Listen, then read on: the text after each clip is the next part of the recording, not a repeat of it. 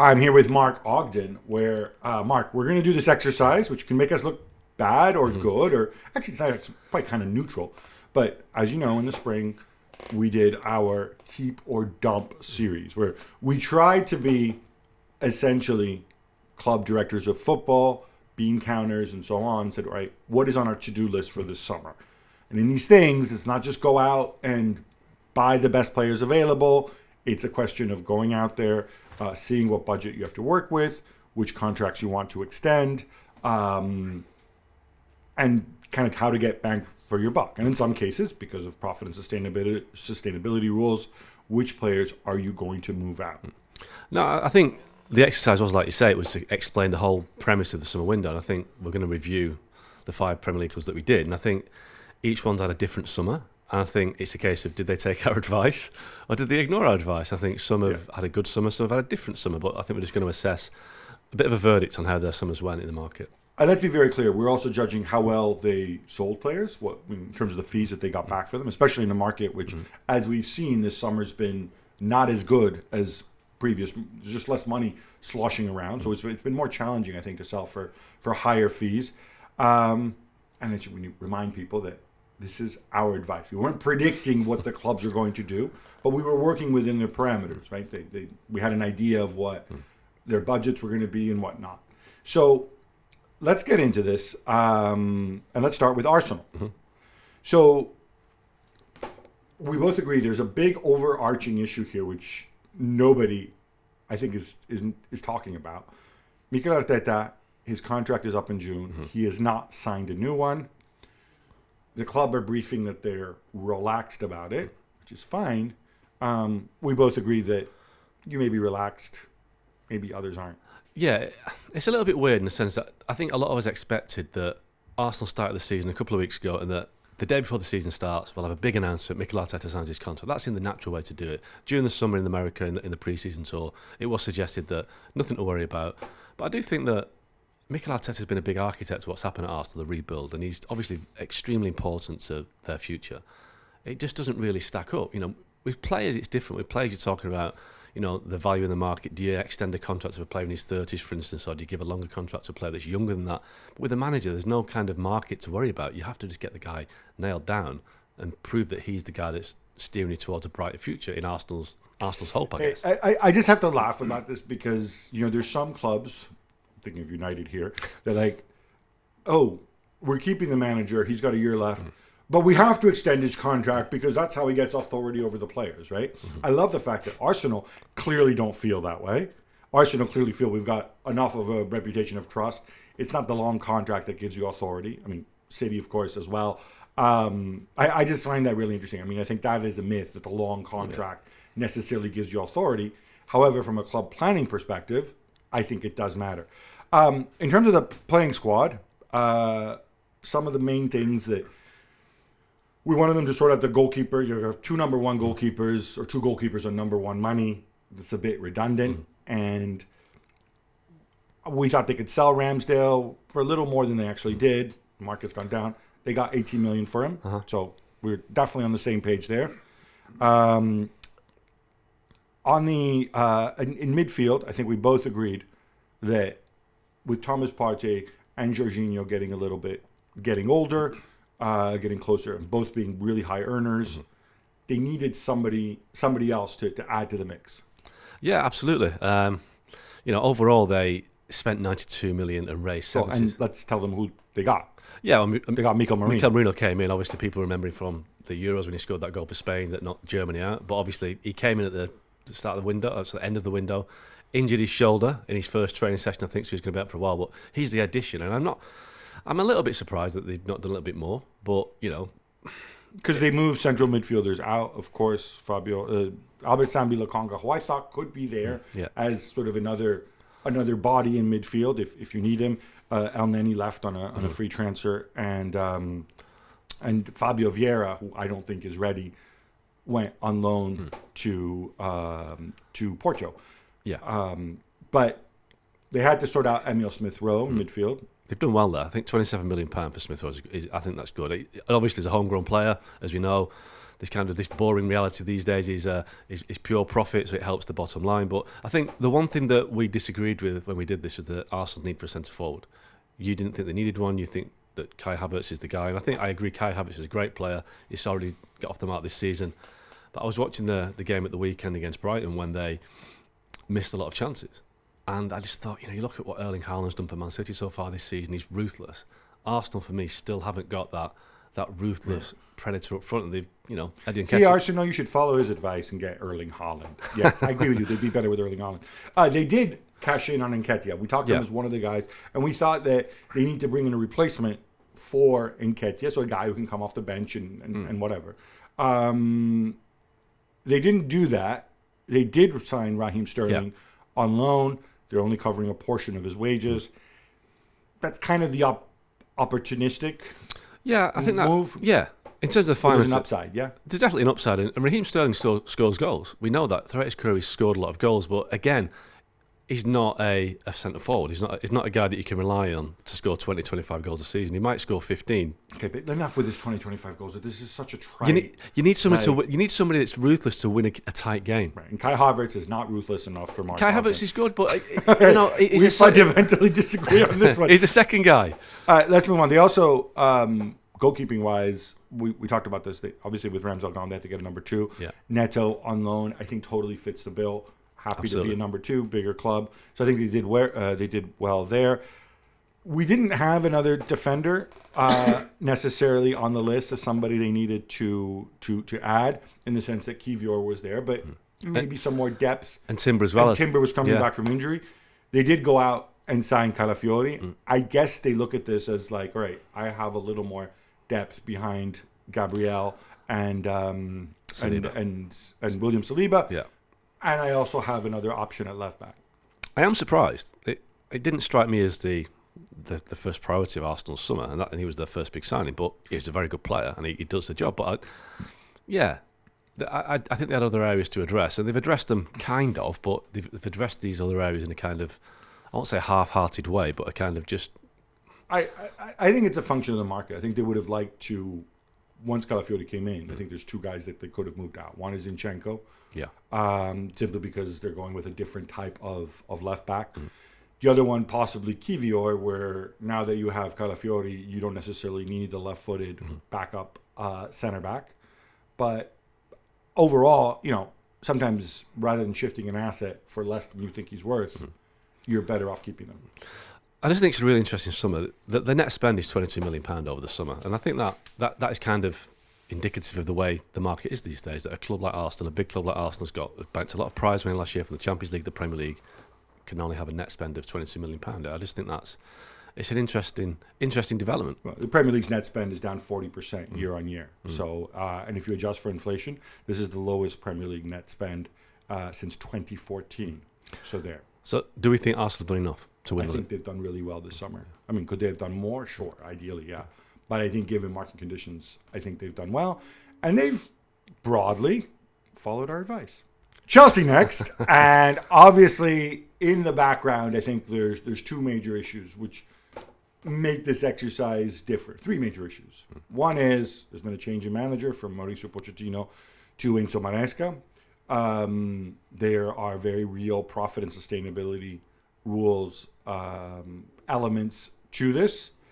And there's Chelsea's business model, really, since January 2023, which focuses on a high volume of often expensive, really gifted young players, but on very low wages, who then kind of almost become commodified. They become chips and assets that you can move around. So I think when we did this, Mark, we had to treat Chelsea differently from other clubs, right? Yeah, because, as you know, they're very, very busy in the transfer market, ins and outs, so we didn't quite know which way they were going to go, because obviously Pochettino left, and that was basically because he wanted a different approach. He wanted a bit more experience coming in. I must admit, I didn't quite expect Chelsea to be so busy in the market. I just thought that they might settle down a little bit, and we'll get onto this shortly, but the recruitment of forwards or wide players is just bizarre, because they've got players out, but they've replaced them when they didn't quite need to. And Jadon Sancho and João Felix have been the obvious ones. It just doesn't really stack up to me. We went into it kind of making the argument. First of all, we assumed that they were going to solve PSR by selling a number of players sort of before June 30th. Ian Matson, which I think they were able to book before June 30th. Lewis Hall had money coming in because it was an obligation to buy, but then also Amari Hutchinson, one or two others. Now, what actually happened is several of these guys, they could only book after July 1st, and they ended up selling hotels to themselves, possibly the women's team to themselves as well. We're going to see how that works out. But moving on from that, I think our basic assumption was that they were going to, this was going to be a summer, as you said, of settling, of kind of retrenchment a little bit, because they had spent a lot before. That didn't happen. The final baseline figures that you've put here is they're down about 50 million. And now we're going to ask, and there's different reasons for that, but we're going to ask basically, I think, whether they addressed what we thought were some of the bigger needs in terms of the starting 11. And I think this is where it gets interesting. Or at least let's say the squad, right? Nico Jackson was their center forward. We all thought that somebody else should come in just to give him an alternative because he was not the only guy necessarily. Armando Broja, often injuries there, and there were other people, but that did not happen. They got Mark Yu, who is very young and different profile of forward, and that's it. Well, this is the strange thing, isn't it? They spent all summer looking at Victor Osimhen, all summer, and it looked like it was down to them or PSG to get a deal over the line. And you got two very big heavyweight clubs there that will usually get deals done. It didn't happen. It's the point where Osimhen's now signed for Galatasaray on loan. So I can't believe that Galatasaray have been able to offer a better package for Osimhen to Napoli than Chelsea could have done. So Galatasaray are covering his wages. I have to say, the Osimhen thing, I never fully believed for the simple reason that he's on a very, very big salary. And everything we've heard from Chelsea lower is salaries. that everybody from since then, they've taken smaller, long contracts, but small salaries. So he didn't fit that But as you know, package. strikers generally are paid more than other players because they score the goals that win the games, that win the trophies. Right. That is generally how it works. If Chelsea have got a situation where they want to pay a low rate to all their players, you're going to have to pay more for certain types of players. And a striker, but they weren't going to pay him $300,000 a week. I think that's the reality of it, right? Absolutely. Even for just 1 year. So they chose not to go there.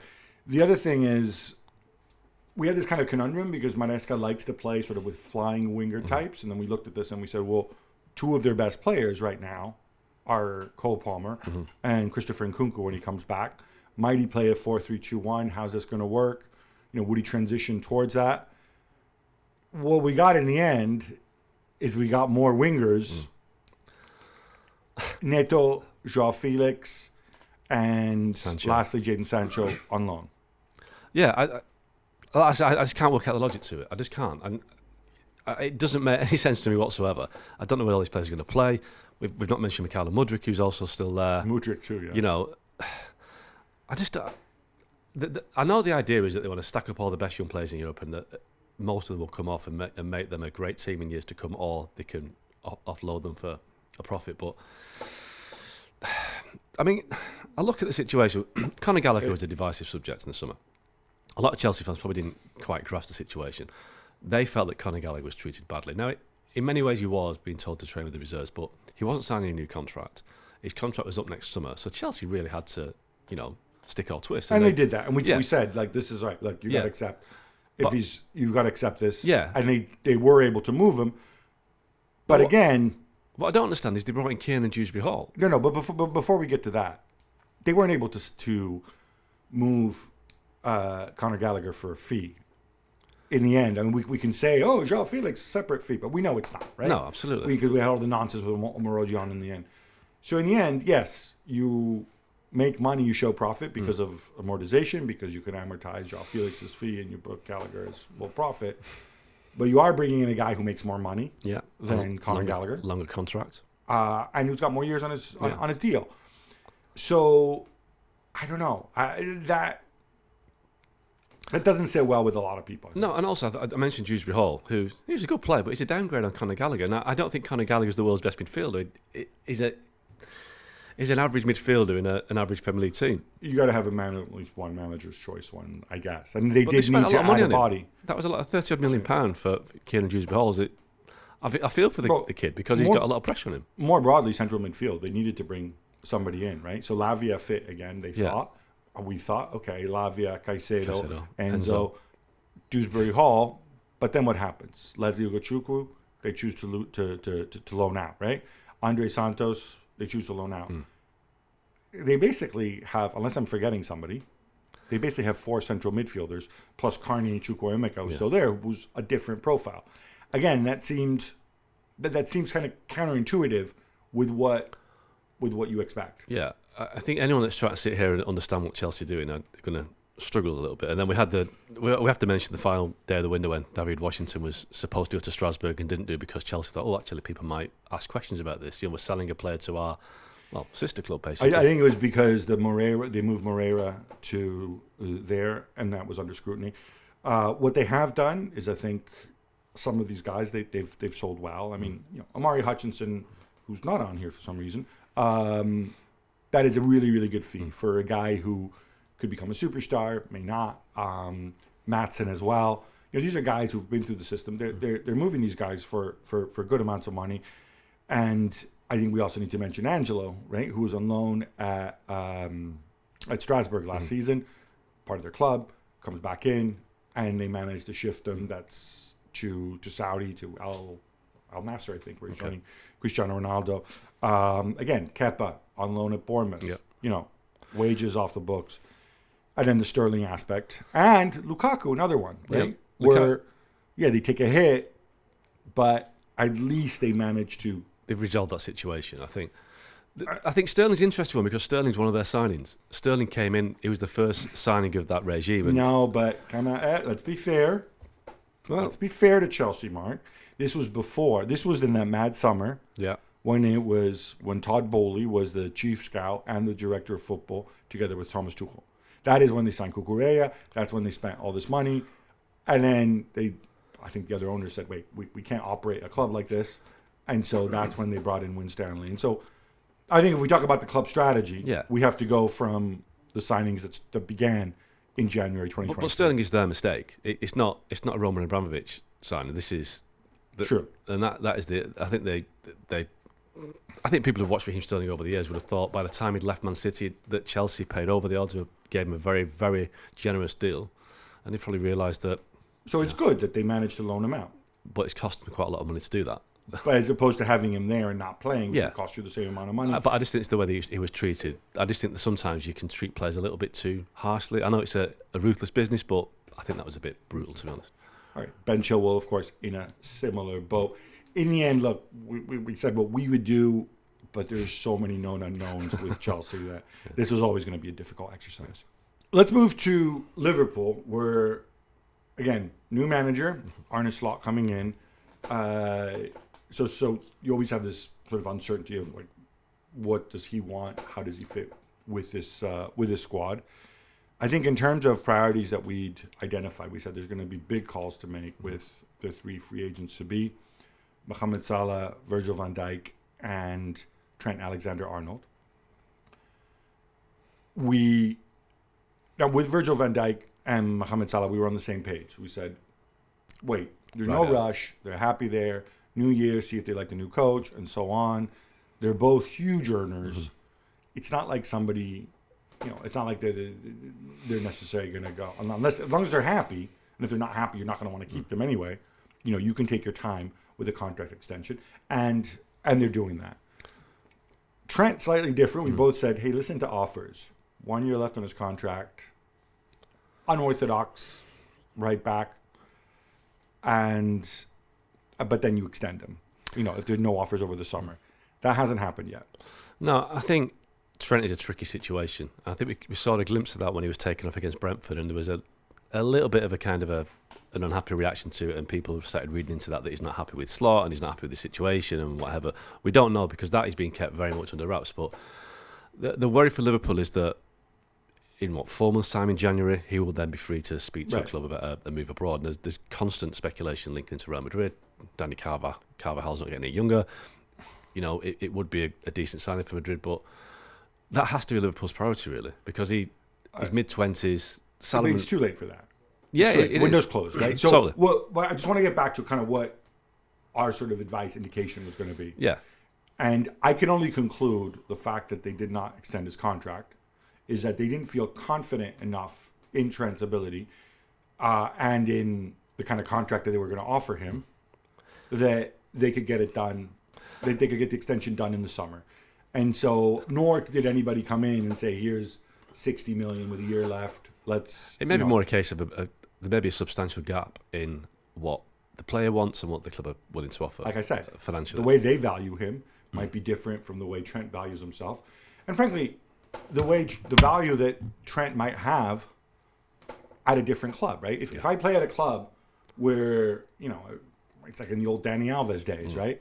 Where I want my right back to primarily be an attacking player, and there are some clubs that play that way.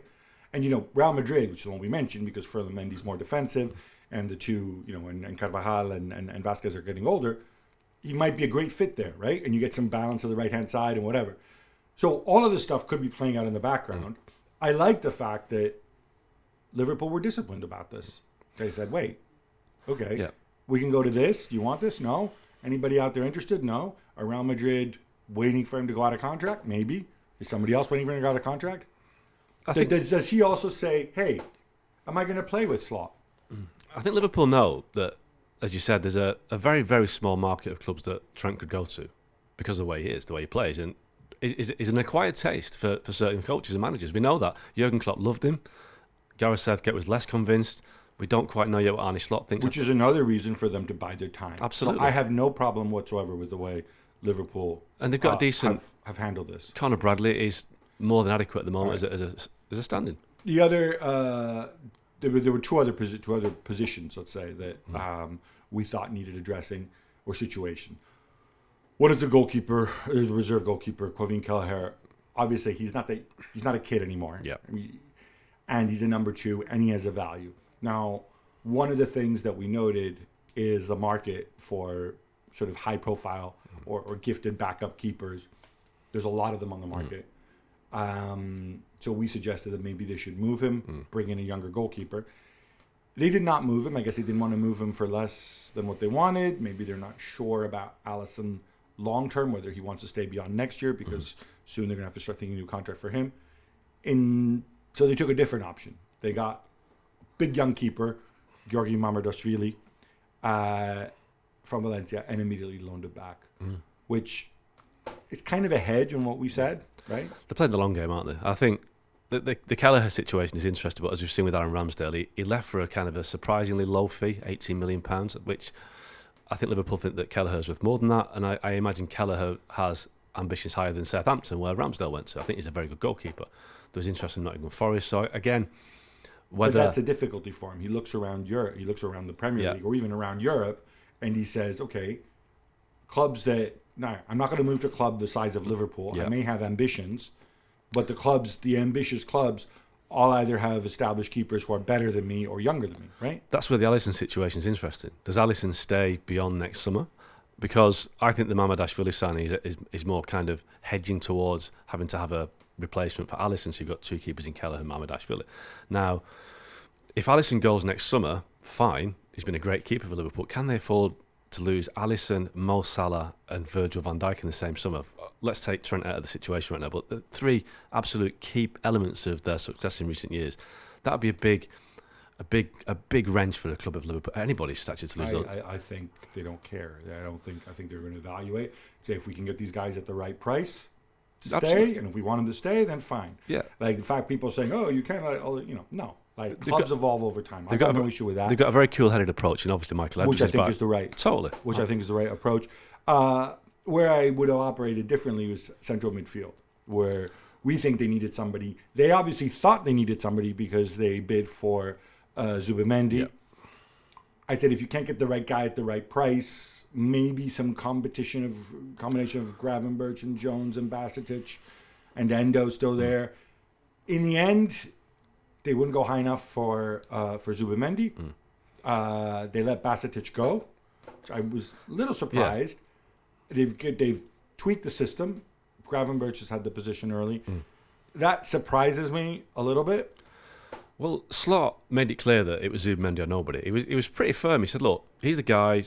I don't see anybody else. Right, but was he right to do that? I think he was. I thought, Okay. why have a compromise plan? And I think, look, I mean- I thought Gravenberg last season was disappointing, but he started the season well. So maybe Slotter's been able to get something out of Gravenberg. I think we have to. I think the logical thing would have been to do what we suggested. I think they tried that, but also they have to cater to the coach. And he says, "Look, I've seen enough from Gravenberch. It's Zubimendi or nobody." I think you got to live with that. Chiesa, we've had endless discussions about this one. Obviously, he's still 26. Yeah. Very gifted, had a really high wage at Juve, which is why they said, well, we're not going to extend you, so you're on the market, go train by yourself. He took a pay cut, but it's still starter money that he's earning, and it's for another, it's a 4-year commitment. It's not something we recommended. If anything, we said, look, you've got so many players who can play in the front three. If you include Harvey Elliott in the mix, which I actually think that's probably his natural position. And we're not sure about some of these guys. They've kind of gone in a different direction with that one. Listen, it's a gamble, but it's not a gamble because the fee is so low. And we know that Chiesa is a really good player, or he was before he's had his really bad injuries. He had the ACL, 2 or 3 years ago now, and he's not really come back from that. But I still think that Liverpool are thinking, well, mid-20s, definitely got some pedigree. Let's give it a go. He's not going to play every week. But are you surprised that they bring him in and they don't move somebody out? Not particularly. I mean, listen, Okay. I thought that Darwin Núñez could have been moved out this summer. He wasn't. He wasn't. He's not started the season in Slot's team. I do think that his future is kind of clouded. So I think people are looking at the Salah situation, maybe kind of missing a point here. Maybe it's Darwin Núñez that might end up January. Maybe he's the one that seems to me that's obviously expendable. And if Darwin Núñez goes, then you've kind of covered that already by bringing Chiesa. I know it's not a like for like, but he's a forward, and Liverpool have a very fluid forward line. So I just think it's a clever deal, but it might turn out to be a disaster because he might never play. No, look, he's hugely motivated. He is fit again. I don't think that part's not the issue. The issue is whether he gets injured again. And he wants to be there. So from that perspective, and the age fits and everything, I have no issue with it. For me, it's just a numbers game because you have now 6 well-paid forwards. I know we play a lot of fixtures, whatever. And I know it's a stupid thing. People say, "Oh, he wants 2 players for every position." That's just a stupid throwaway. Nobody has that. They played a lot of games. It's resource allocation. Yeah. And you've got the 6 plus Doak plus Elliott. And nobody's even mentioned Cody Gakpo, who had a great Euros. And Gakpo's almost another one that's kind of fallen off the radar. So Liverpool have got a lot of attacking options, like you say. The one thing that strikes me is that Liverpool have basically had a net profit this summer. They've spent £36 million and raised 40 thereabouts. They sold very, very well. Oh, amazing! Fabio Carvalho set Van den Berg to Brentford. I mean, that raised £40 million. You thought they were only going to get 10 for Absolutely. Carvalho. Totally, they've done really well there. But maybe listen, Liverpool are doing it a different way. When a new manager comes in and replaces such a big figure as Jurgen Klopp, you'd think that the new manager, the new coach, would want to bring a big impact player in, and they haven't done that. But as we stand right now, early start of the season, Liverpool have won 3 games. They look really impressive. So maybe the logic is going out the window and they're doing it a different way and it's actually working. Yeah, although I think, broadly speaking, they have followed what we suggested. We're on the same page. All right, let's move on to Manchester City, who obviously 4 titles in a row. 2 big elephants in the room, 115 charges. We don't know where it went, which way that's going to go. We didn't know at the time that we gave the advice. So, I presume we had to kind of put that to one side and say, hey, if the worst case scenario happens, then if you're City, you deal with it then. Yeah. They can't know. Pep Guardiola's contract, he's got a year left. Again, that is something, the sooner you can know that, what he wants to do, the sooner you can plan. Equally, if Pep says, I don't know. You're not going to begrudge him that, right? No, absolutely. He's earned that. You know, he's given mixed messages as well, hasn't he, Pep, in the last few months. End of last season, it was, I'm closer to leaving than staying. During the summer in the US on the tour, he was hinting that he wanted to stay. He genuinely doesn't know, Mark. And as a club, you have to respect that. And I'll tell you what is interesting, though. Pep has said he wants to do the Club World Cup in the US next summer. Let's say he does that. So the Club World Cup finishes on the 14th of July next summer, maybe the 15th of July. If Pep Guardiola does that, he'll be out of contract. Yeah, exactly. And then the season starts 3 weeks later. So where's the next manager going to come in? Well, maybe he does it alongside somebody else. Who knows? I mean, because of when it falls, it's still seen as like a continuation Yeah. of the previous season. I mean, that part's easy. But so we had to kind of broadly assume we're on the same page that whoever comes in, they're not going to bring in Sean Dyche or whatever. So for long-term planning, there'll be some continuity there, right? I think there were two other things that we highlighted as priorities. One is a succession plan for David Silva and Kevin De Bruyne. Bernardo Silva. Who did I say? David Silva. Oh, David Silva. God, that's old He's got a school. statue outside the stadium. Yeah, he does. He does. I think that part's sorted. Obviously, Bernardo Silva and Kevin De Bruyne. Contracts going down. De Bruyne's got a year left. Big earner. Foden, we think, can play centrally and do very well there. So you've got your solution already in house. It seemed to me that they were less preoccupied with necessarily developing somebody else so that they could have that sort of true attacking midfielder setup. And maybe they won't have one afterwards. Maybe the other position, because they have accumulated sort of central midfielders in the meantime, right? With Mateus Nunes and Kovacic. So I'm okay with what they did. If there wasn't anybody that could have an instant impact. They ended up picking up Gundogan, but he kind of fell out of the sky with that one, with Barcelona needing to let him go and rip up his contract. So broadly speaking, they're okay for a year. And Gundogan I love because it's a short-term commitment. He does a job for you. If new manager post-Guardiola wants to go another direction, you can do that. Absolutely. And look, Man City are well placed. The squad is very big. It's very talented. There's two ways it can go. They could have the nightmare scenario of a big points deduction or a big fine next year. De Bruyne, Bernardo, Pep leave, Gundogan leaves.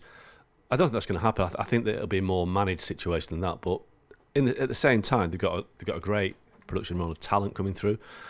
James McAtee, he's very highly thought of by Pep. He's now back at the club. I know you're pulling your face, but that's what Pep does. Rico Lewis is getting more games this season, so I don't think they're too concerned about. And there wasn't really. It's been a strange market this summer. City tend to go for the biggest names in the market. There's not really been an obvious, apart from Mbappe. Mateus Nunes. Whoa. That was a year Lucas ago. Paqueta. You're talking tens. You're talking in the past, But right? if there's I would argue the opposite. Actually, Yeah, I would Manuel Akanji. I argue where they've done best. But yeah, is actually no. You're right. But if there's a big player in the market, they tend to go for him. And I think they haven't done that this summer. Mbappe. He was the one. Okay. He was the one. Right, but just checking. Right. But anyway, But the key point here, Mark, is we both agreed that they needed to bring somebody else who could be a center forward because Erling Haaland is not actually the man of steel. He just looks like one, right? So you need an alternative.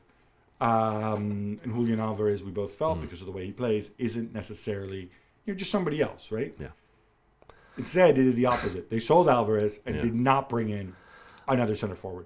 That's a risk. We're surprised they didn't follow our indication there. That's a risk because Haaland is brilliant. He started the season fantastically, but he's only one injury away from missing games. And if Man City without Erling Haaland for any period of time, that'll have a huge impact on their season. Now, there's nobody you can bring in as a like-for-like replacement for Haaland, but you could bring in a centre forward who could fill the role. I mean, you could bring in a worse version, somebody who does what Haaland does and just doesn't do it as well, and that way you don't need to adjust the way you play. Or you bring in a different profile, maybe somebody who can play with Haaland some of the time. But they sold Julian Alvarez. Yeah. That's the point, right? So the one guy who could spell him last year, different type of player, I think they sold him really well, got a really big fee for him. Incredible. But that's surprising. Yeah, it doesn't stack up. Now, people will say, well, there were strikers in the market, Ivan Toney, Osimhen, even Victor Gyökeres at Sporting Lisbon. They didn't go for any of these. And I think different reasons. I don't think Osimhen would have gone to City as a kind of a bench warmer for Haaland. I don't think Toney would, but I don't think he would have fitted in with the way that City play. And, Gyökeres, I don't know if that was even on the agenda. But it is hard, I guess, if you're Man City to say, look, come to Man City, we'll pay a lot of money to sit on the bench most weeks. That's what ultimately saw Alvarez leave the club. He wanted to play more big games. No, but what you do then is you buy the young player. Yeah. Right? You buy the young player, you have that for a couple of years. They chose not to do that. And they may have their reasons. I think they brought in Savinho, who we haven't mentioned. He was at Girona last year on loan, belongs to Troyes, obviously part of City Football Group. People sneer, fee 21 million. On the low end, possibly, but whatever. It's all the same family. And turns out I think he's actually going to be an important part of the mix, especially given that Oscar Bob got injured straight away. That makes sense. You want him to grow under Pep, right? Yeah, absolutely. And I think, it looks like a smart signing already. I did just think, just quickly back to Haaland, last season when he missed about 2 months, I don't think he lost a game. So they can cope quite well with that Erling Haaland. So maybe we're kind of Who played in place of Erling Haaland? They had a fluid system, Alvarez. And now all the Alvarez time, though? A lot of the time. Yeah, you're right. He ate up a lot of minutes. Other thing that they did, they sold well. Absolutely. Obviously told you Alvarez, João Cancelo getting 21 million from him, from Saudi. Yeah. But, Saudi not buying that many players this summer. He burned a lot of bridges in Europe, João Cancelo had. And then Taylor Harvey-Bellis getting 20 million from him. Yeah. That's impressive. That's really impressive. Yeah. Well, looking at these numbers, they've had a net profit of £99 million this summer, which is not bad considering, the markets, the big spenders in the city spend their way to success. All right, Mark. Manchester United. Again, we guessed what their budget was. We were extremely accurate. Yeah, I think you came back with the information that they can spend about 100 million. Yeah. Right. Sort of net in terms of net spend. They came in just under that, which I thought was spot on there. We had a bunch of recipes, a bunch of indications. And let's go through the team. Now, in a perfect world, they had a bunch of guys on 1 year with 1 year left on their deals who we thought that they should move on. And they were Evans, Maguire, Lindelof, Eriksen. Evans instead did the opposite. They extended him, but whatever. He doesn't make a lot of money. Free hit. Free hit, whatever. Maguire, Lindelof, and Eriksen are all still there. Not easy to shift these guys on United wages. No. I don't have an issue. They'll be gone a year from now. I think that was actually one of the heavier lifts this summer. Just on Lindelof, I think Lindelof would have gone, but he did sustain an injury in pre-season, which kept him there. But I think Maguire was never going. Eriksen, I think the Turkish window's open for another week. He may end up still going to Turkey, but I think Lindelof they were stuck with because of an injury. But they've done very well otherwise. And they tried to shift them, which I think is important, right? Bruno had a year left on his deal, and we said, dude, there's no reason to give him money. 2 years, 2 years left. 2 years left on his deal. At the last 2 years, there's 2 years. Don't get into this rush. He's pushing 30. He's on really high wages. You objectively don't know if Erik ten Hag's going to stay. Yeah. Right? We don't know how long he's going to last. Why commit all this money? And also, it's not like Bruno's a right back where whatever the system is, or a center back, right? Bruno, if you're going to play Bruno, you need to adjust the pieces around him. And instead, they extended him, not something we advised. No, they've panicked there, behaved like the old Man United, or the kind of the Ed Woodward, Richard Arnold Man United. They've looked at their captain, their supposedly best player, and panicked. And I think you're right. I mean, if Erik ten Hag doesn't last the season and a new coach comes in, I think Bruno is a player that you have to kind of build the team around him. I think we've seen it several times when Bruno doesn't play well, United get overrun, and he doesn't really help contribute. So, is he as good as his reputation suggests? That he's a good player, but would he get in the Arsenal, the Liverpool, Man City side? I'm not sure he would. So why are United so keen to give him this new deal? Maybe he was threatening to leave. I don't know. Maybe he was prepared to leave. But still, if he'd left, I don't think it would have been that big a deal, to be honest. From the back forward, we said, all right, you need at a minimum a center back and a full back if you can shift Wan-Bissaka. They shifted Wan-Bissaka. I think 15 million, not a bad fee. Yeah. Left in his contract. Given the circumstances. They got the right back in Mazraoui. We can debate whether it's the right player or not, but obviously a player who's... He's an upgrade. He's a Ten Hag favorite, yeah. And upgrade also in terms of profile, right? You want an attacking fullback. That's what he is. Center backs, they roll the dice on Lenny Euro, who... I always think you're rolling the dice when it's somebody who's that young. Somebody who is coveted by everyone. You're taking a view towards the future, which I think makes sense. Yeah. And you bring in Matthijs de Ligt. Now, I am a massive Matthijs de Ligt fan. I also think that he's had a really bumpy time at Bayern, before that at Juventus.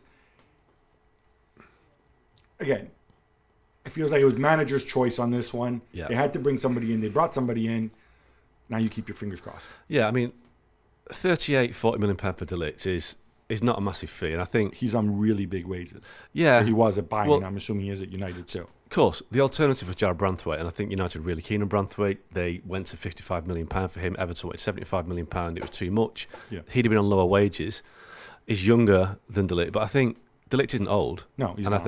I think you put him in that defence, and I think he's already probably the best defender there, ahead of Maguire. And Lisandro, thanks you. Lisandro, yeah.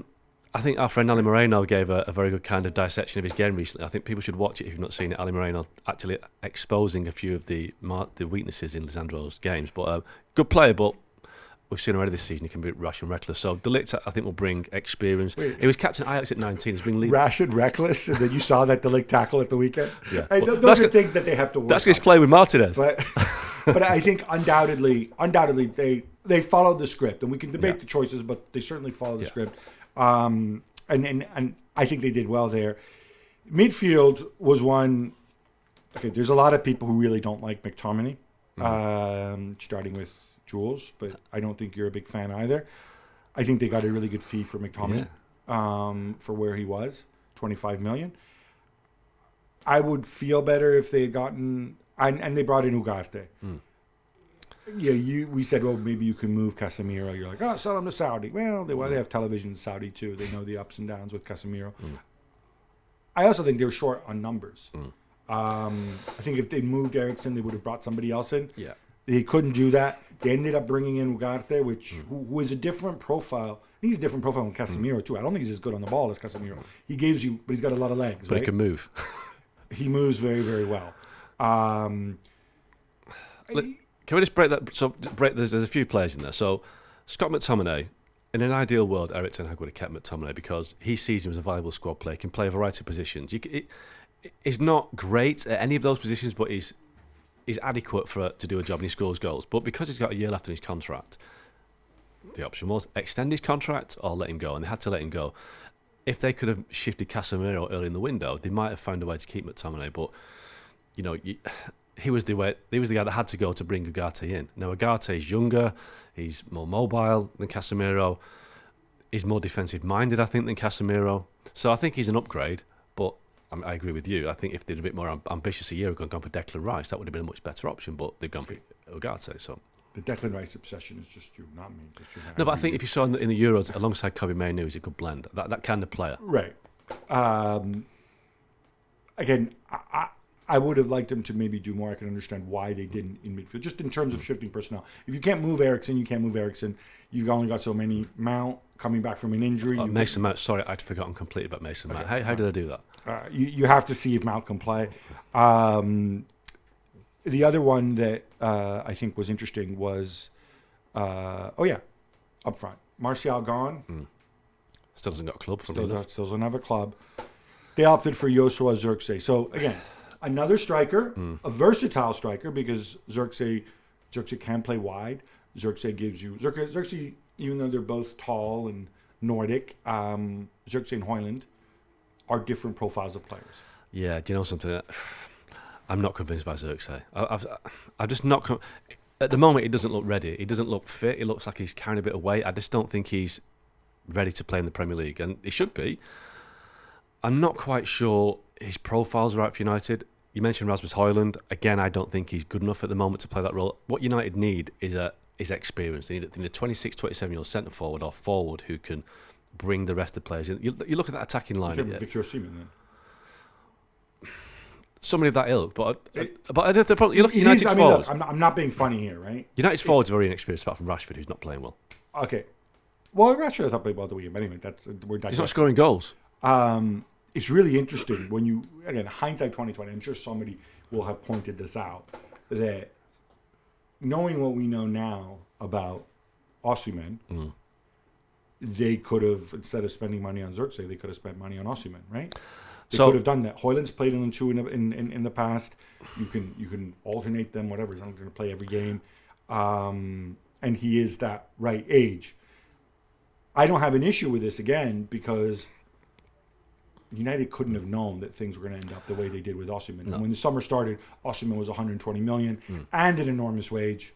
I've got a bit of intel on Osimhen and Tony. Right, so they're the two forwards that were available this summer that they could have gone for. They scouted Osimhen heavily.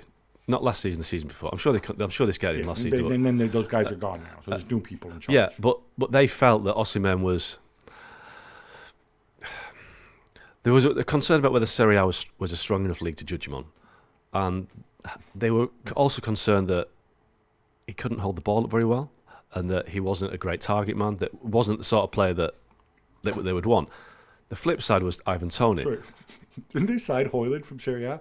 Yeah, no. Didn't they sign Xerxes from Serie A? But Højlund, look, whatever. Højlund's a young player with all this rubbish, you know. That Ivan Toney, Ten Hag watched him, but Ten Hag looked at him a lot, but the feeling was that Ivan Toney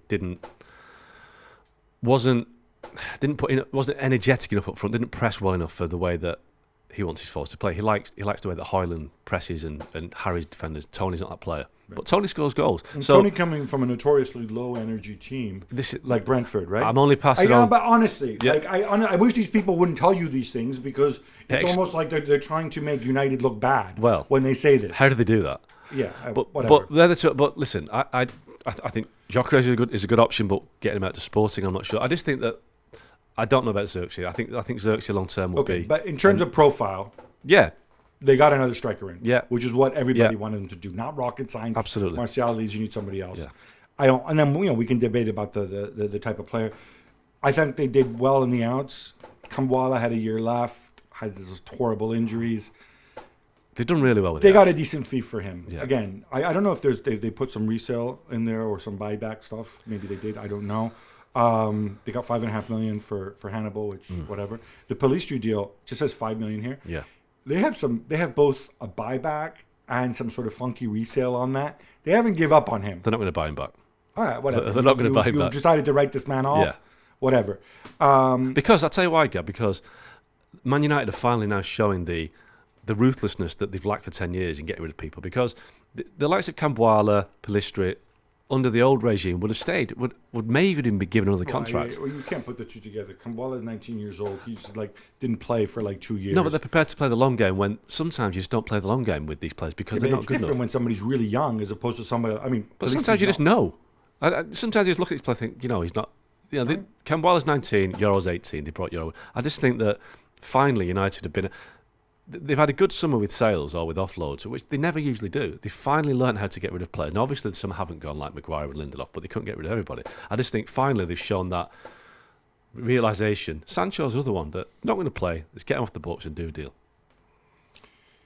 Yeah, obviously it was important there was some resolution there. And again, if he gets into the Chelsea side, you have a shop window situation. Maybe you can make some money back off that one. Final word on Greenwood. They had to place him somewhere.